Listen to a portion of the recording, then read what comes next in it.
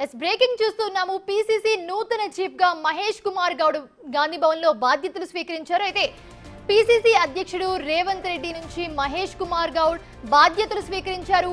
మహేష్ కుమార్ గౌడ్ ను పీసీసీ కుర్చీలో CM Revanth Reddy, deputy CM బట్టి విక్రమార్క కూర్చోబెట్టారు.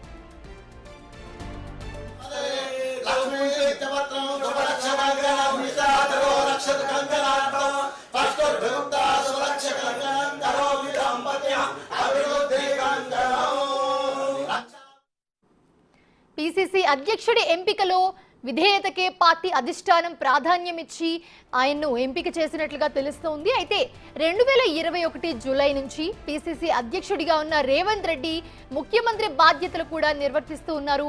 బలమైన బీసీ సామాజిక వర్గానికి చెందిన మహేష్ కుమార్ గౌడ్ కి పీసీసీ బాధ్యతలు అప్పగించడంతో కొన్ని రోజులుగా కొనసాగుతున్న ఉత్కంఠకు తెరపడింది. తెలంగాణ ఏర్పడిన తర్వాత పొన్నాల లక్ష్మయ్య, ఉత్తమ్ కుమార్ రెడ్డి, రేవంత్ రెడ్డిల అనంతరం 4వ పీసీసీ అధ్యక్షుడిగా మహేష్ కుమార్ గౌడ్ బాధ్యతలు చేపట్టారు.